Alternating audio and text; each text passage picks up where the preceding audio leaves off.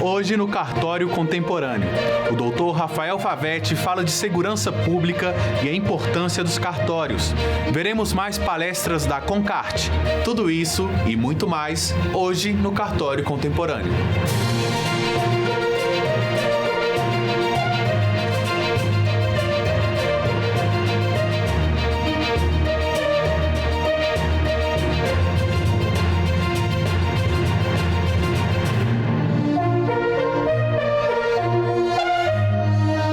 O convidado de hoje é o Dr. Rafael Favetti. Advogado e cientista político, ele foi assessor de ministro no Supremo Tribunal Federal, consultor jurídico do Ministério da Justiça e secretário executivo da pasta, chegando a assumir interinamente o cargo de ministro.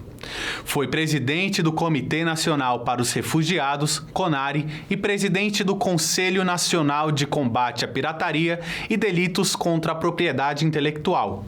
Chefiou a Delegação Brasileira de Observadores em Segurança Pública na visita do Papa a Londres em 2010 e do Observatório do Modelo de Gestão na Segurança da Copa do Mundo do mesmo ano na África do Sul. Ele vai falar conosco um pouco sobre sua experiência com segurança pública e a importância dos cartórios. Como vai, doutor Rafael? Tudo bem, agradeço demais o convite de estar aqui com vocês. Doutor Rafael, para o senhor, qual a importância dos cartórios para a sociedade? A primeira delas é capilaridade. Isso é, num Brasil tão grande, tão extenso, os cartórios e o sistema de serviços extrajudiciais estão no Brasil inteiro. Essa é a primeira importância. E a segunda importância, eles oferecem segurança jurídica aos cidadãos. Isso é, quando você vai a um cartório para fazer uma compra e venda, etc., o cartório é quem atesta que aquela pessoa que está vendendo ou que está comprando, etc., realmente é o dono daquela situação. Portanto, os cartórios oferecem ao cidadão essa garantia, esse selo, essa verdade sobre os atos. Portanto, podemos dizer que os cartórios são o primeiro para-choque da cidadania. O senhor chefiou a Delegação Brasileira de Observadores em Segurança Pública em visita do Papa a Londres e na Copa do Mundo de 2010. O senhor poderia contar para a gente um pouco dessa experiência? Os problemas sobre segurança pública e terrorismo, eles acompanham a humanidade desde a década de 70, com muito mais velocidade, em virtude dos problemas que surgiram no pós-guerra. Em 2010, a New Scotland Yard, que é a Polícia Federal da Inglaterra, resolveu mudar o padrão de segurança pública. Eles resolveram criar um modelo em que não é fundado em cima de uma polícia. Exemplo como nós temos no Brasil, polícia militar, polícia civil e etc. Mas um modelo que eles chamam de ouro, prata e bronze, e resolveram testar esse modelo, que era um modelo para as Olimpíadas de 2012, em 2010 na visita do Papa. E foi a primeira vez, desde o século XVI, você não era nascido, mas desde o século XVI, que o Papa visitou a Inglaterra não somente como chefe de Estado, mas também como chefe de uma religião.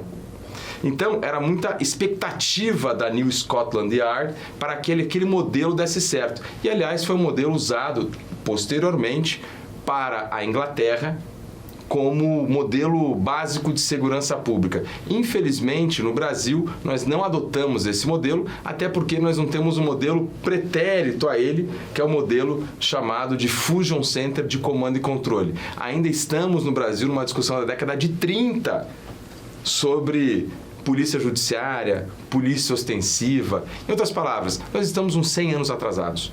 O senhor foi presidente da Comissão de Segurança Pública da OAB do Distrito Federal. Como era? O senhor vê relação entre segurança jurídica e segurança pública? É preciso dizer que as OABs do Brasil, elas têm uma comissão permanente, que é a Comissão de Direito Penal, e também as comissões dedicadas aos presos. Mas pouco se fala de comissões de segurança pública, isso não é comum. As comissões de segurança pública visam oferecer ao Estado um pensar diferente. Claro, um pensar com olhos da advocacia, mas vamos pensar diferente sobre o problema de segurança pública.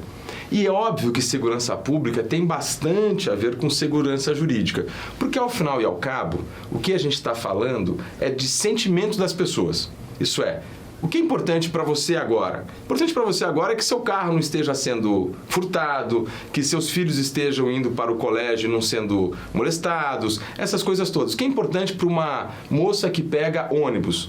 Ela não ser molestada. O que é importante para um rapaz que pega ônibus? O celular não ser furtado. Então, são essas pequenas coisas que, imagina os 230 milhões de brasileiros com a mesma preocupação todo dia, o tempo inteiro. Você acaba criando um custo transacional até para a economia. Logo, a segurança como um todo e a segurança pública e depois a segurança jurídica oferecem um certo tipo de tranquilidade ao cidadão, ok? Para ele pensar na cauda do tempo e se projetar na cauda do tempo para ter o seu arquétipo de futuro. Em outras palavras, você já ouviu falar nisso, como empreendedorismo e essas coisas todas. Só que tudo isso tem uma base. A base é justamente esse sentimento de confiança que você tem no futuro. A religião chama isso de fé.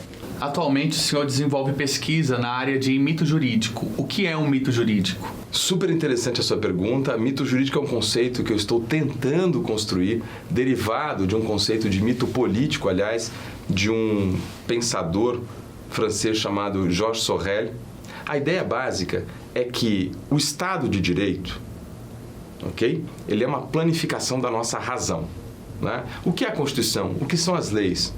Por que a gente vai ao cartório? Certo? Tudo isso deriva da nossa razão. Nós tentamos racionalmente colocar alguma coisa no papel, etc., que nos dê segurança e por aí vai. Logo, a base do Estado, a base do direito é a razão. Ok? Só para você ter uma ideia, o processo penal, por exemplo, no século XV, era assim: se você me acusa de alguma coisa, de ter furtado alguma coisa na sua casa, eu e você iríamos abraçar um caldeirão quente. Aquele que gritasse mais alto era o culpado, né? Isso não é racional. Então, a humanidade ela vem se desenvolvendo para que as formas jurídicas, e aí a importância dos cartórios, para que as formas jurídicas sejam racionais. Ok? O que eu pesquiso é que ainda há um espaço, mínimo que seja, há um feixe dentro do que nós chamamos de dogmática jurídica, há um feixe em que a razão não consegue atingir. E esse feixe ele é dominado pelas emoções. Então, por exemplo, eu torço para um time chamado Coritiba Futebol Clube, que, aliás, é o time do presidente da CNR, o Dr. Rogério Bacelar.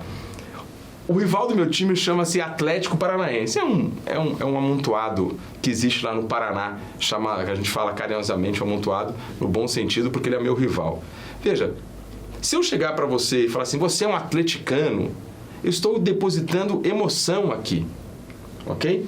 Essa qualidade emotiva, certo? Que vale para um jogo de futebol, que vale para a mesa de bar, que vale para brincadeira, como nós fizemos aqui, ela não vale para o direito, ela não vale para o cartório, ela não vale para o Estado, ok? Então, o que eu pesquiso há feixes, há lacunas dentro do Estado, dentro do direito, dentro da razão, em que esses sentimentos eles surgem, né? Todo cartorário que está nos vendo agora e todo cidadão que está nos vendo agora sabe que às vezes nós tentamos levar essa parte emotiva para dentro do cartório, para dentro de um contrato, para o direito. E qual é a tarefa do direito, qual é a tarefa do cartorário? É tentar tirar essa emoção para ficar com a razão. Essa é o grande tema que eu pesquiso hoje. Dr. Rafael, muito obrigado. Seja sempre bem-vindo ao Cartório Contemporâneo. Muito obrigado a você e a todos que nos viram ou ouviram. Se você tiver alguma dúvida ou curiosidade sobre as atividades dos cartórios, mande-nos sua pergunta para o e-mail tvcartorios@cnr.org.br. A sua pergunta poderá aparecer aqui no programa.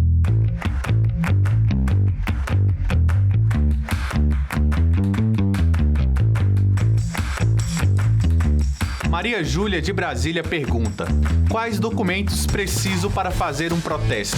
Na prática, quais os documentos que eu preciso para poder protestar um documento? Para isso, basta você comparecer ao Instituto de Protesto da sua cidade, munido dos documentos de crédito. Chegando lá, você vai preencher um requerimento, serão listados todos os títulos de crédito e, em seguida, ele será encaminhado para o cartório da jurisdição. Não precisa de mais documento algum, então somente os títulos mesmo de crédito. Muitas vezes no cartório contemporâneo pode aparecer algumas expressões que você não está acostumado. Por isso venho aqui explicar alguns termos recorrentes no programa.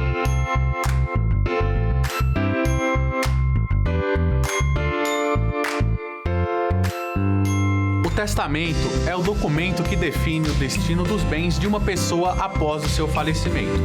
O testador indica como quer que seu inventário seja feito. Para os que possuem herdeiros necessários, que são descendentes, ascendentes ou cônjuge, o testamento só pode versar sobre 50% do seu patrimônio, devendo o restante seguir a forma prevista em lei.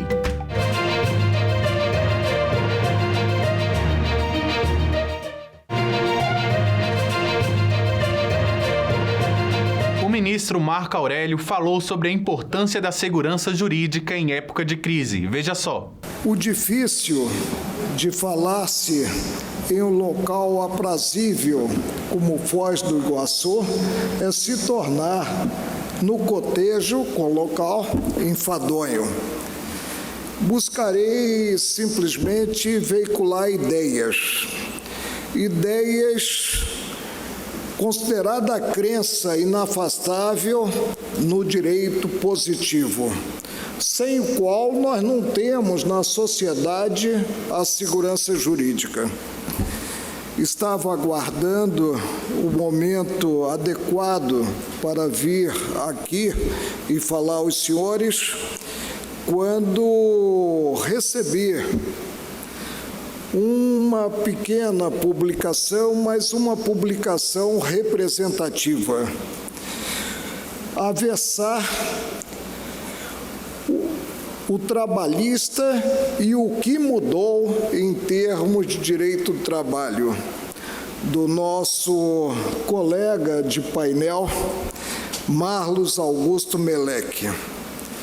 E essa obra me veio com uma dedicação de um simbolismo maior em 3 palavras. Quais são essas palavras? Temperança, equilíbrio, fortaleza. O encontro tem uma valia enorme, que está na troca de ideias, em reflexões. E para os palestrantes, a oportunidade de um aprimoramento que é, na vida humana, infidável. O aperfeiçoamento técnico e humanístico, ele ocorre de forma constante. O saber, não me canso de repetir, é e será sempre uma obra inacabável. Nós estamos na vida gregária em um aprimoramento constante.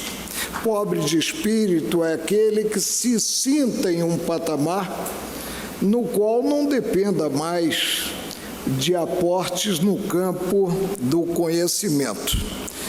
Por isso, os meus cumprimentos aos organizadores desta Conferência Nacional dos Cartórios, em especial ao presidente da Confederação Nacional de Notários e Registradores, o nosso estimado Dr. Rogério Portugal Bacelar, que tenho certeza que, excluído Curitiba, torce pelo Flamengo.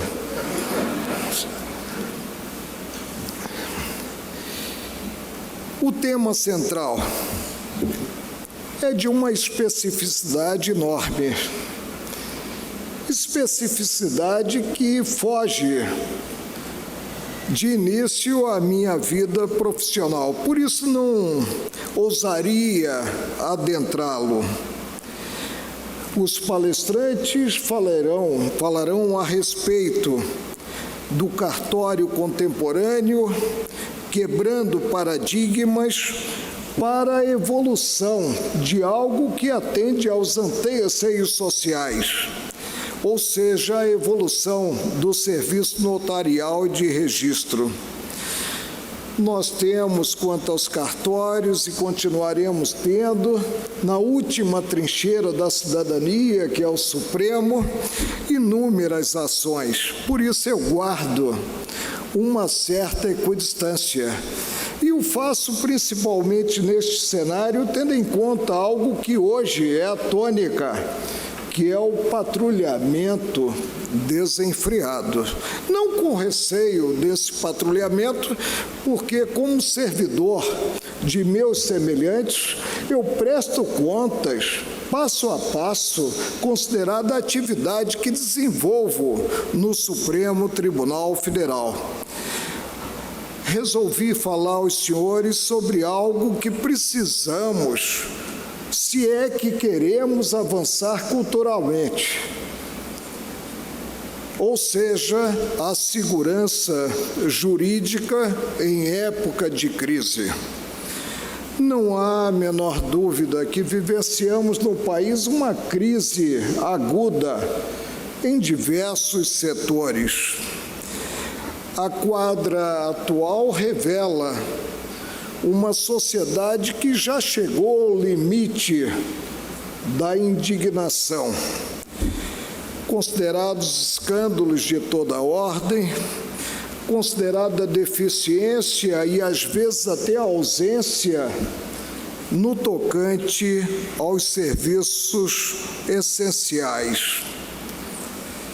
A sociedade hoje acompanha graças a uma imprensa livre, graças às redes sociais, o dia a dia da administração pública e cobra eficiência no âmbito da administração pública, quer implementada diretamente pelo Estado, quer implementada considerado serviço público, como é o serviço cartorário, no campo privado. A crise é uma crise sem precedentes. É uma crise essencialmente moral. Refiro-me aqui à arte de proceder. É uma crise econômica, financeira. É uma crise considerado até mesmo mercado. O que é que nós temos no campo da moral? Temos que, às vezes, o ocupante de cargos públicos imagina o cargo público não para servir aos cidadãos em geral, mas para se servir do próprio cargo público ocupado. E vingou durante muito tempo na nossa nação o sentimento de impunidade. E aí se buscou a todo custo a vantagem pela vantagem. E isso ocorreu no setor privado, e aí nós temos a salutar concorrência, mas ocorreu também no campo público, no setor público. Precisamos avançar no campo da moral. Mas para fazê-lo, nossos olhos hão de estar voltados para o que é básico em uma sociedade que se diga realmente estabelecida e avançada. Refiro-me à educação. O Brasil precisa dar uma atenção maior à educação. A crise econômica financeira, o endividamento externo é relativo, mas o endividamento interno é muito grande. E, a par desse endividamento, nós ainda temos o inchaço da máquina administrativa. Aí, em que pese a carga tributária hoje existente, não se tem recursos para se investir na educação, não se tem recursos para investir na saúde, não se tem recursos para investir no saneamento e não se tem recursos para investir na segurança pública. A administração ela está sujeita a certos princípios que estão mencionados pedagogicamente na Lei das Leis, que é a Constituição Federal, que a todos, indistintamente, inclusive ao Supremo, submete. E aí nos vem o princípio da legalidade, segundo a qual ninguém é obrigado a fazer ou deixar de fazer alguma coisa, senão em virtude de lei. Havendo a distinção, enquanto no setor privado é possível proceder-se de forma linear, a não ser que haja proibição, no setor público, o agente só pode atuar se estiver autorizado pela lei. Está também como princípio, imaginem os senhores que foi preciso lançar isso na Constituição de 1988, da administração pública, a moralidade. E vem-nos também da Constituição o princípio da publicidade, que é o princípio que permite, graças a que eu apontei como imprensa, graças às redes sociais, o acompanhamento do dia a dia da administração pública e a cobrança. Esse princípio deságua em outro, que é a eficiência.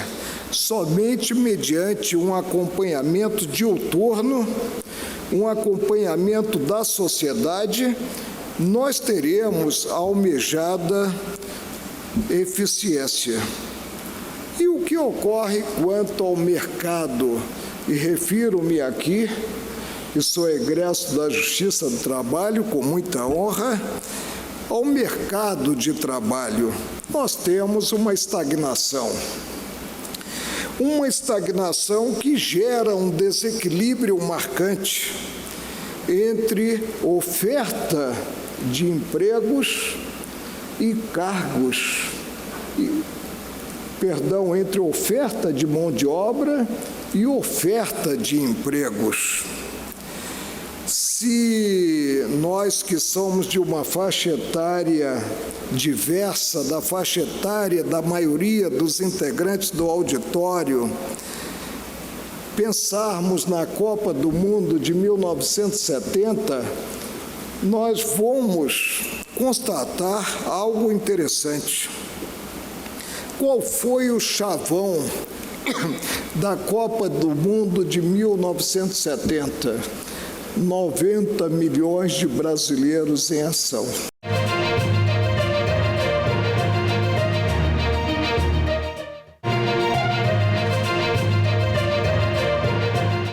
Passados cerca de 48 anos, somos 210 milhões de brasileiros em ação.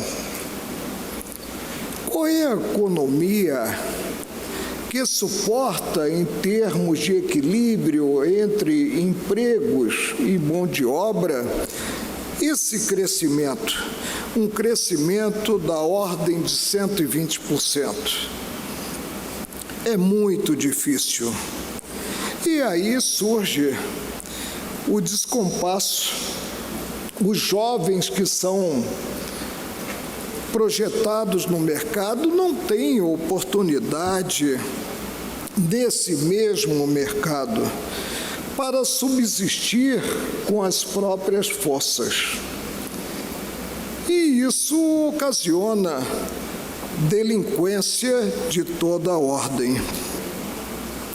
há uma máxima em termos de competição: vencem os melhores, sucumbem, digo eu, os de baixa escolaridade e também os acomodados.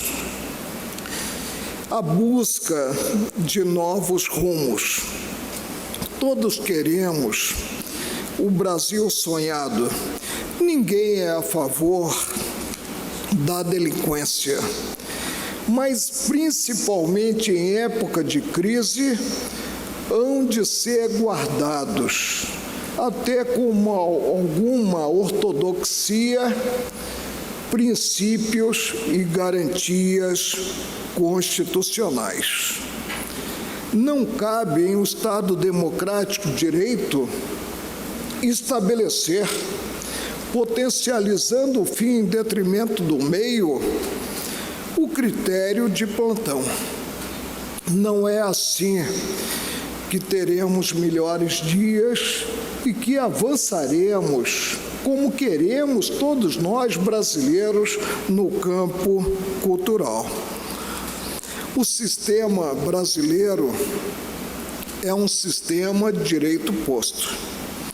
E não é um direito posto pelo Conselho Nacional de Justiça, não é um direito posto pelo Conselho Nacional do Ministério Público, órgãos que têm atribuição estrita, atribuição administrativa, órgãos aos quais a Constituição reserva o poder regulamentador, mas não o poder legiferante. Legislam os representantes do povo brasileiro, os deputados federais, legislam os senadores da República, representantes dos estados.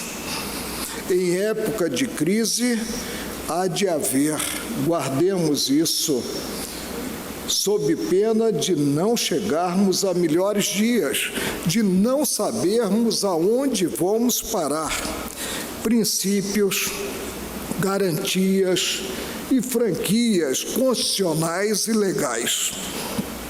No ápice da pirâmide das normas jurídicas está a Constituição Federal. Constituição Federal que se imagina um documento estável, mas hoje o que nós notamos é que não se trata a lei básica do país de um documento estável, no que, passados cerca de 30 anos, esse documento já foi emendado 99 vezes, é aquele veso, segundo o qual poderemos ter melhores dias mediante a edição de leis, a edição de novas emendas constitucionais. Isso sem considerar as 6 emendas de revisão. O direito, ele revela princípios, ele revela institutos, ele revela expressões, ele revela vocábulos com sentido próprio. E a pureza da linguagem é que faz gerar a indispensável segurança jurídica, segurança que nós não temos nos dias atuais, como se a sociedade pudesse viver aos sobressaltos, sendo surpreendida a cada passo, a cada nova decisão. Não podemos abandonar a boa técnica no manuseio do direito. Em direito, nós aprendemos desde sempre nos bancos da faculdade: o meio justifica o fim, mas jamais o fim ao meio. E de bem intencionados, o Brasil está repleto.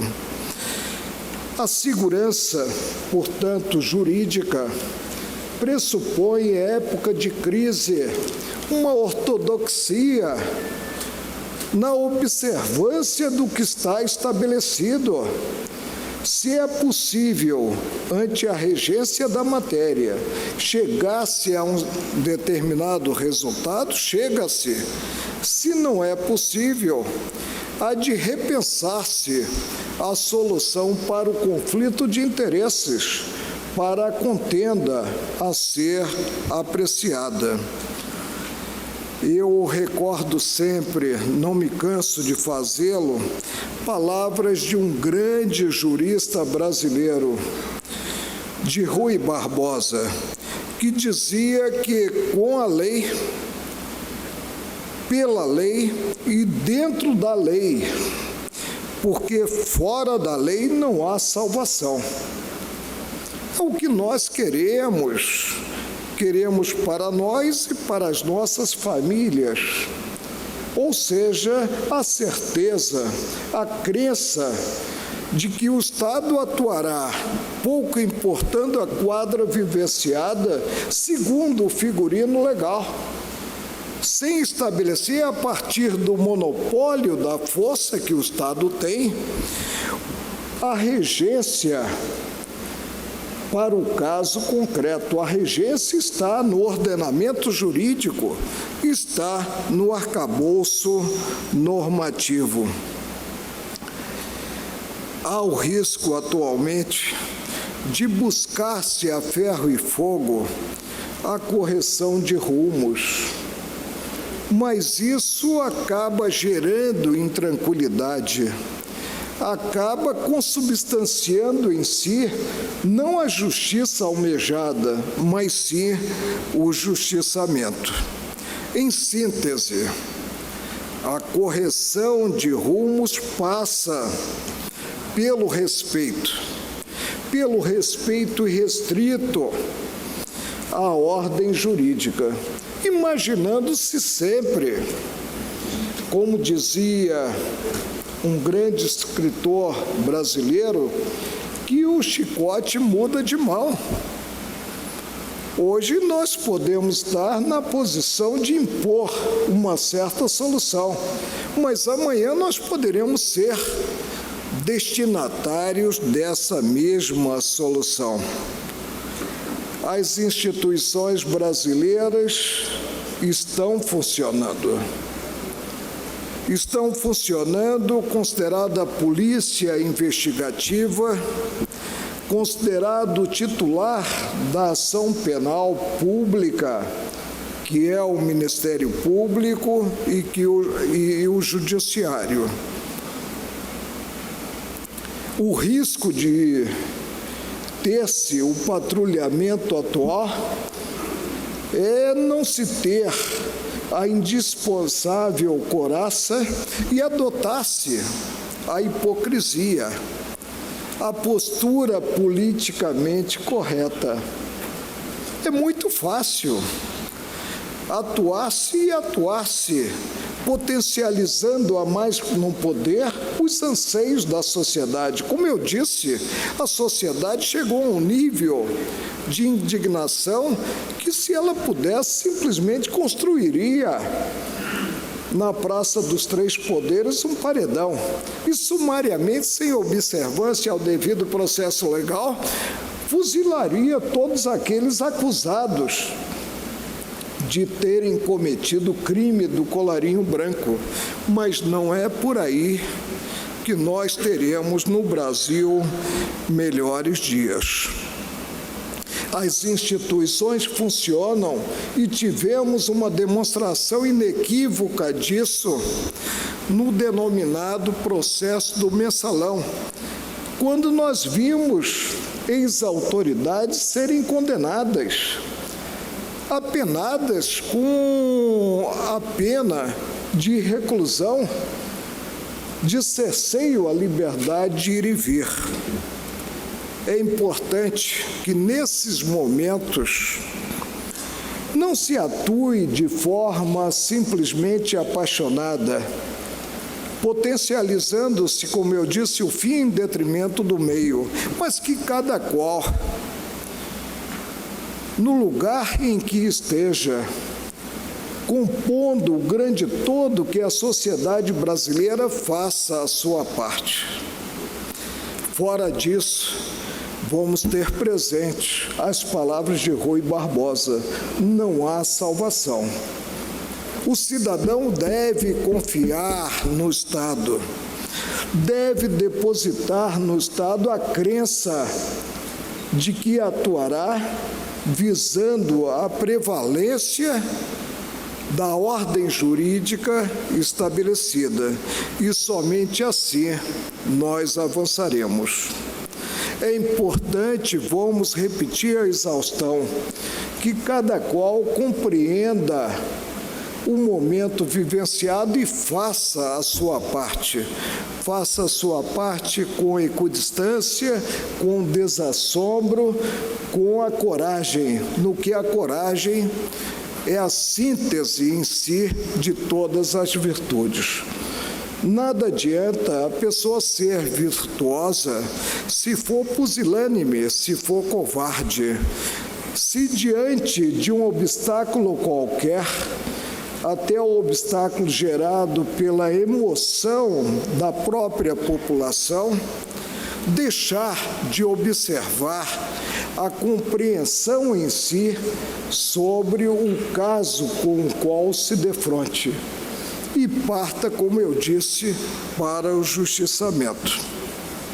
Conclamo a todos a mãos à obra, a acreditarem nas instituições brasileiras, a acreditarem que nós estamos avançando, que o período não é um período derrotista, em que pese aí a existência de escândalos que num passado recente não imaginávamos. E refiro os escândalos retratados na Operação Lava Jato. Mãos à obra e que tenhamos, se não for para nós, para os que estão na nossa geração, para os nossos descendentes, o Brasil imaginado, o Brasil sonhado. Muito obrigado a todos.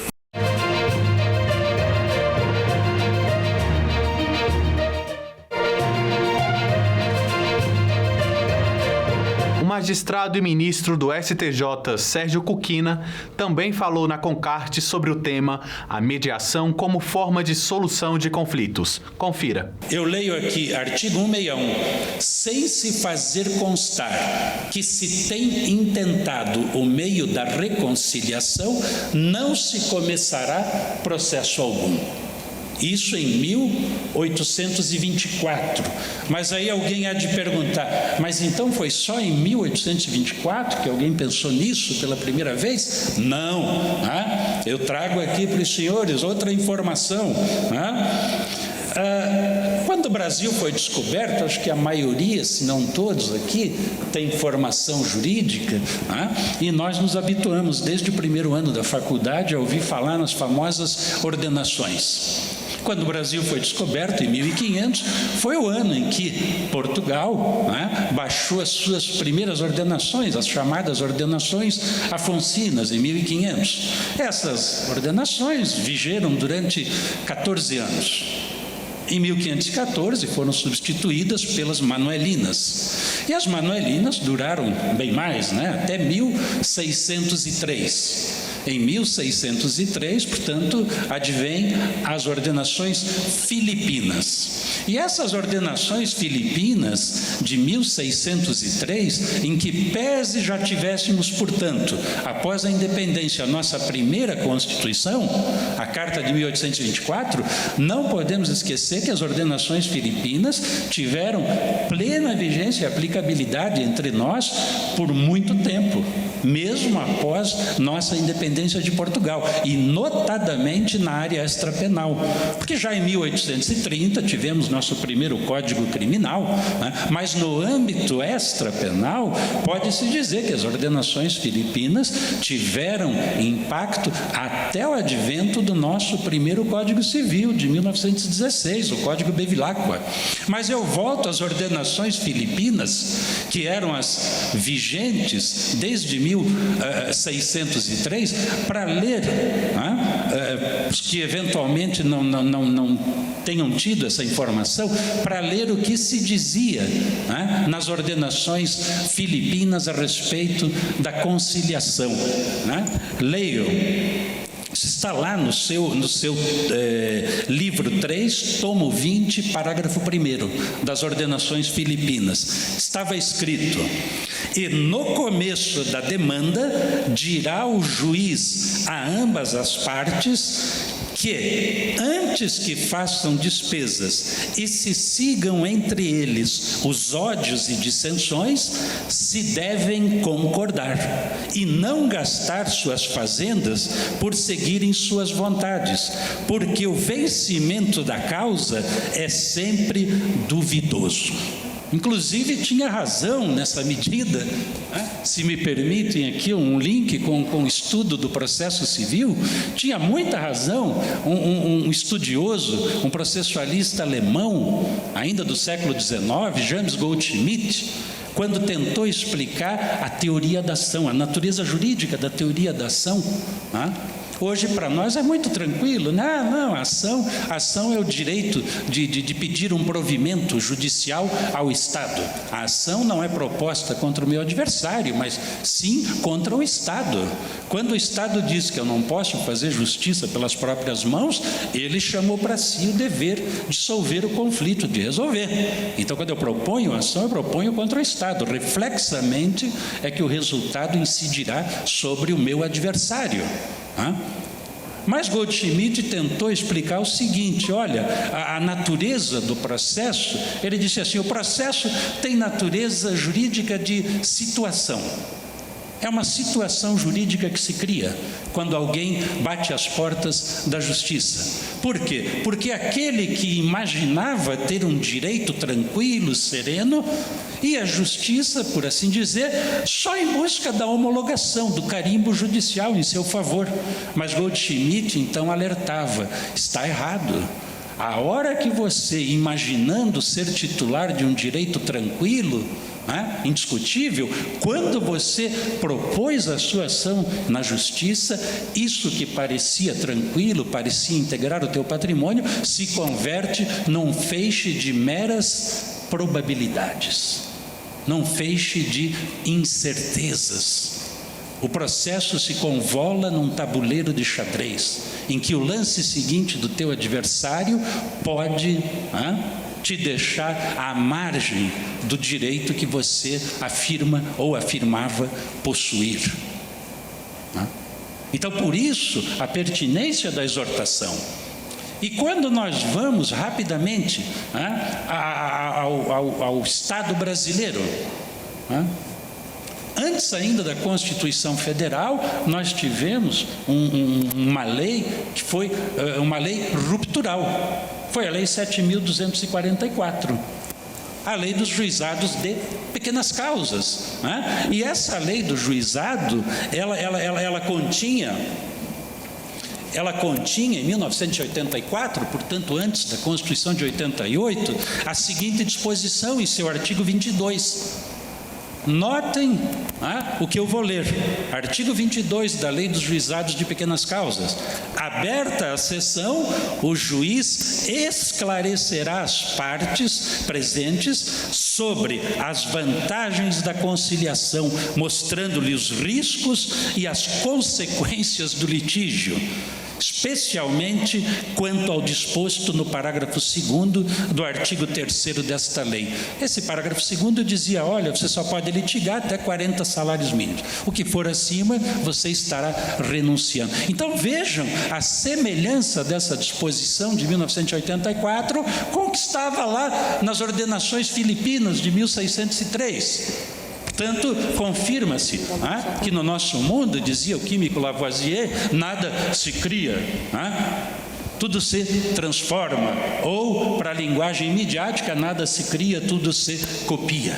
E que bom podermos copiar as coisas boas. E essa é uma das coisas boas. E essa disposição da Lei das Pequenas Causas, ela também foi de algum modo repetida na Lei 9.099 do ano de 95, a Lei dos Juizados Especiais de 1995, contém uma regra similar.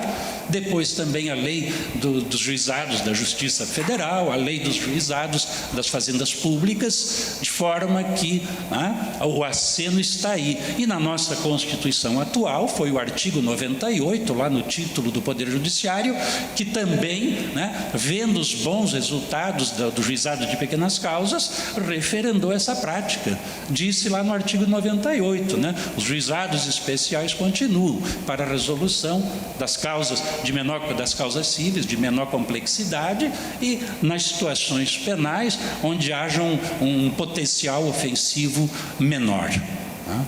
O judiciário, e eu prometo que encerro aqui essa primeira parte, mas é importante até para que a gente tenha um pano de fundo que me parece relevante para compreender os benefícios e a necessidade das técnicas de resolução de conflitos fora do aparelho judicial clássico. Nós, no Superior Tribunal de Justiça, estamos numa encruzilhada. Nós recebemos algo em torno de 300 mil ações por ano, entre recursos, ações originárias. Algo invencível. Mas, por isso, nós reivindicamos ao Congresso Nacional a aprovação de uma PEC, para dizer que o STJ só terá a obrigação de apreciar um recurso especial quando o recurso especial trouxer no seu bojo uma questão federal relevante, já que as questões constitucionais tocam ao Supremo, no recurso extraordinário. Nós, por alguma razão, não tivemos a mesma oportunidade que se deu ao Supremo por ocasião da emenda 45 de 2004, a emenda que representou a primeira fase da reforma do Poder Judiciário. Nessa emenda de 2004, a emenda 45, é que surge o CNJ, surge o Conselho Nacional do Ministério Público, surge a figura da súmula vinculante, por exemplo, e surge o quê? Surge um filtro em favor do Supremo Tribunal Federal, o filtro da repercussão geral. Então, a partir de 2004, se disse: Supremo, você não está mais obrigado a julgar violações de norma constitucional em todo e qualquer processo. Você só julgará quando reconhecer que esse processo, uma vez decidido, poderá repercutir no interesse de centenas de milhares de pessoas que tenham um problema jurídico semelhante. Isso, por um lado, é perigoso, claro, Nós temos que aceitar, então, a possibilidade real de que muitos litigantes terão de conviver com uma decisão dada de modo inconstitucional. Por quê? Porque quando ele recorre ao Supremo, o Supremo dirá: que pena, de fato até parece que a decisão foi inconstitucional lá no tribunal do seu estado, mas o seu caso não tem repercussão geral. O senhor não me provou, recorrente, que há uma repercussão geral que extrapola o seu interesse pessoal. Então eu não conheço do seu recurso extraordinário. E aí se consolidam decisões, possivelmente várias delas inconstitucionais. O STJ vai atrair o mesmo risco, porque a gente quer o mesmo filtro do Supremo, através da chamada relevância da questão federal, em que eu direi: olha, você tem razão, parece mesmo que o tribunal de origem violou uma regra da Constituição, mas o seu caso não tem relevância. E aí eu devolvo e ele vai ter que conviver com aquela decisão, onde por vezes realmente se deu uma interpretação equivocada. Mas é a nossa esperança. E quando conversamos com os senhores parlamentares da Câmara, do Senado Federal, nós explicamos que não adianta prometer para a população, como se prometeu na Constituição, que ela teria um Superior Tribunal de Justiça para interpretar a lei federal, se esse Superior Tribunal não pode desempenhar essa sua missão constitucional com um mínimo de qualidade, né? E aí nós precisamos demonstrar aos parlamentares a urgência. A PEC está parada em função do problema do Rio de Janeiro, a intervenção, não é? Hoje o senador Álvaro Dias já falou do projeto dele, que está paralisado. A Constituição não permite, né, o andamento de PECs em regime de intervenção como esse que está no Rio de Janeiro. O que é que nós contamos aos parlamentares? Nós dissemos: senhores parlamentares, antes de 88, antes da Constituição de 1988, as pessoas raramente iam à justiça reivindicar direitos. Por quê? Porque não gostavam de litigar? Não. Porque não lhes eram reconhecidos direitos, com a profusão com que se passou a reconhecer a partir de 1988. Em 88 se disse: o idoso tem direito, a pessoa negra tem direito, a pessoa com deficiência tem direito, várias categorias. Eu tenho direitos frente ao Sistema Único de Saúde. E aí o cidadão brasileiro se animou a postular direitos prometidos e não entregues.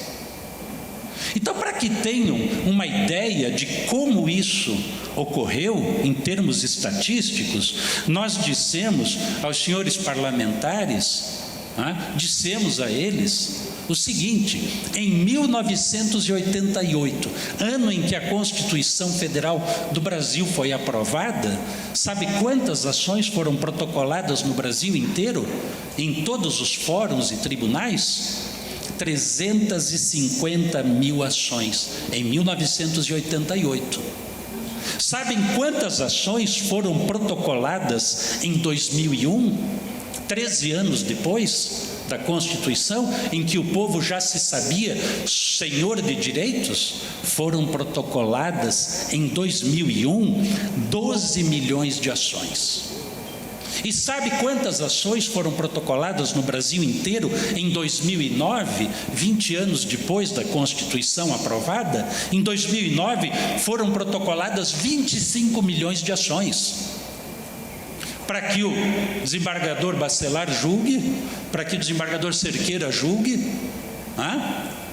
para que a colega juíza da Vara da Fazenda Pública, lá ao fundo, julgue em Curitiba. Da Fazenda não, da Vara de Registros Públicos, doutora. Então temos aí a justiça espalhada, justiça comum, justiça especializada, trabalhista, etc. Então vejam de como exponencializou o número de demandas. Por isso o CNJ hoje divulga: nós temos mais de 100 milhões de processos em andamento. E sabe, enquanto aumentou o número de juízes de 1988 para cá, em 88, quando foram propostas 350 mil ações, nós tínhamos perto de 5 mil juízes, entre juízes de primeiro grau e juízes em tribunais. Perto de 5 mil. Sabe quantos juízes nós temos hoje? 30 anos depois, a Constituição completa 30 anos, nós temos menos de 20 mil juízes. Então, enquanto o número de ações propostas aumentou em mais de 80 vezes, o número de juízes aumentou em menos de 5 vezes. A equação, em lugar algum, vai fechar. Em lugar algum se poderá, por melhor que seja o argumento, dizer: juiz, você tem que dar conta desse trabalho. Não vai acontecer o milagre da sentença em tempo razoável, como diz a Constituição, no seu artigo 5º, inciso 78. Por isso, então, penso, não há salvação fora do mundo da conciliação. Não há outro expediente mais próximo, mais factível. É assim que penso. E se Deus quiser, logo, logo nós teremos aprovada a emenda 108 de 2015, que tramita no Senado, deverá passar pela Câmara, né? A emenda que tem por objetivo acrescentar um novo inciso ao artigo 5º das garantias fundamentais do brasileiro. Esse inciso 79 dirá: é direito do cidadão ver empregados todos os meios possíveis, alternativos, para a resolução de conflitos fora do ambiente judicial tradicional. Eu sempre digo, bem-aventurado quem não precisa ingressar com uma ação na justiça. Devia fazer parte das bem-aventuranças. Porque ingressar com ação na justiça, presidente Bacelar, é que nem iniciar uma reforma em nossa casa. Só tem dia para começar, não há dia para terminar. Por isso que eu só tenho que louvar encaminhamentos, iniciativas como essas, que vem consubstanciada no provimento 67 de março último. E vamos brigar no que eu puder. Quero me constituir num soldado, num sentinela, no STJ, para que o quanto antes se possa viabilizar a entrada em prática de tudo que prevê o provimento. Vejo vocês na quinta-feira, 19 horas, no próximo Cartório Contemporâneo. Até lá!